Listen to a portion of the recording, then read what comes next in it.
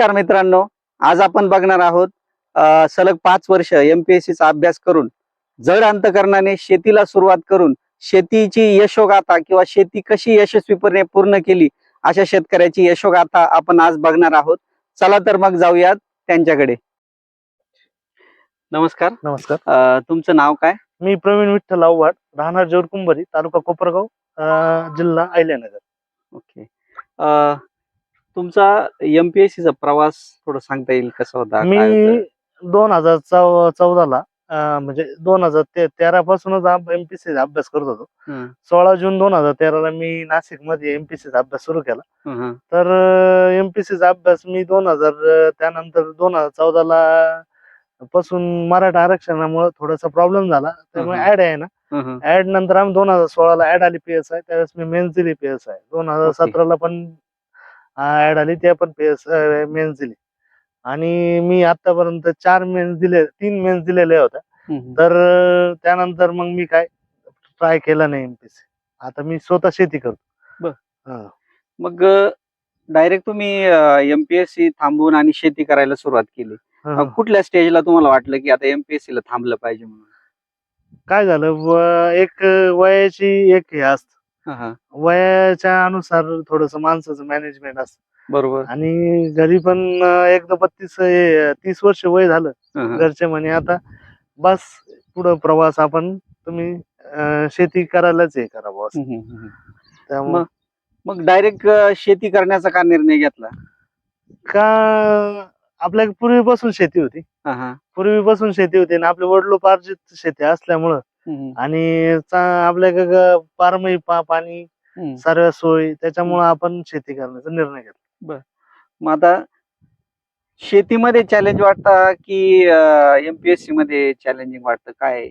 असं काही नाही, सर्व सर्व धंद्यामध्ये कोणता व्यवसाय करा, हं. याच्यामध्ये चॅलेंजेस. बरोबर. चॅलेंज कसं आहे, MPSC मध्ये झालं पास आउट नाही झालं तिथं चॅलेंजेस. बरोबर. इथं पण चॅलेंज कसं आहे का, निसर्गावर सर्व हे सर्व अवलंबून आहे. बरोबर. आणि त्याच्यामुळं इथं पण चॅलेंज आहेच आहे. आणि आपण स्वतः जर लढलो नाही तर हं. ही शेती नाही. बरोबर असं. आहे. आता शेतीमध्ये तुम्ही कुठले कुठले पिकं घेतात? मी शेतीमध्ये आता सध्या रब्बी हंगामामध्ये हं. माझं ऊस क्षेत्र आहे 12 एकर, हं, हं. आणि 11 एकर कांदा क्षेत्र आहे. बरोबर. आणि म्हणजे चाऱ्यासाठी मी 4 एकर आता सध्या मका आहे, बरोबर. आणि 3 एकर गहू आहे. बर. आणि 2-3 एकर माझं म्हणजे 2 एकर घास आहे. त्यात आता मी बी धरलंय त्या घासाचं. बर. असं. बरं, तुम्ही आता सांगितलं की चाऱ्यासाठी मका हं. आहे, त्याच्यानंतर घास आहे. मग तुमचा दुग्ध व्यवसाय पण आहे का? हो, माझा दुग्ध व्यवसाय पण आहे. हं, हं. मी तो वडिलोपार्जित आहे आमचा. हं, हं. तो माझ्या आजोबांपासून चालत आलेला आहे. बर. त्या पण आता आम्ही त्याच्यात थोडीशी आधुनिक पद्धत वापरली, हं, हं. म्हणजे त्याचा मुक्त संचार गोठा, बर. तसेच मिल्किंग मशीन, हं, हं. त्यामध्ये असं बरेचसा बदल केला आम्ही त्यामध्ये. बर. आणि दरच ABS म्हणजे नवीन नवीन पद्धती वापरून थोडासा त्याकडे पण आमचा कल आहे. असं. बरोबर. आता हे साधारणपणे तुम्ही जे सांगितलं की आम्ही दुग्ध व्यवसाय शेतीला जोडी केलेला आहे. हं. मग शेतीला जोडी जो दुग्ध व्यवसाय आपण करतो, त्याच्यातून फायदा काय काय मिळतो? आता दुग्ध व्यवसायामध्ये कसं आहे, दुग्ध व्यवसाय असा आहे का आपल्याला सर्व प्रकारचे हे भेट, आपण स्वतः त्यात आपल्याला धंद्यामध्ये म्हणजे त्यामध्ये मार्जिन पण मिळतं, आणि आपल्याला त्याच्यामधून शेणखत मिळतं. शेणखत आमच्या या जमिनी चोपण असल्यामुळे आणि नदीची पट्टा असल्यामुळे हं. आम्हाला शेणखताशिवाय पर्याय नाही. पर्याय नाही. हा, असं. त्यामुळं या शेणखतच लागतं या जमिनीला.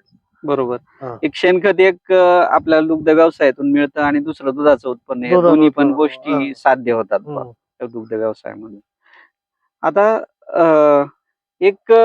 मी थोडक्यात पहिला जो तुमचा सुरुवातीचा प्रवास होता MPSC चा, ते करणाऱ्या आता भरपूर लोक आहे की म्हणजे प्रत्येक गावामध्ये तुम्ही बघा, कमीत कमी 50-60-100 पर्यंत मुलं जे आहेत ते MPSC चा अभ्यास करतात.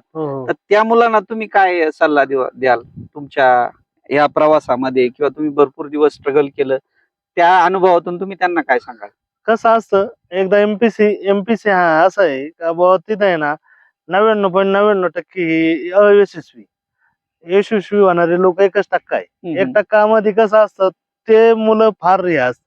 आणि त्याला लक पण लागतो. लक म्हणजे नुसता अभ्यास करूनच उपयोग नाही, याच्यासाठी बी तुमचं एक प्रकारचं दुसरं पण हे पाहिजेतच का तुम्ही या धंद्यामध्ये दुसरं काय करू शकता बॉस. बरोबर. आता बरेचसे मुलं बाकीच्या ठिकाणी सेटल होत नाही, हम्म. पण आपण झालोय. बरोबर.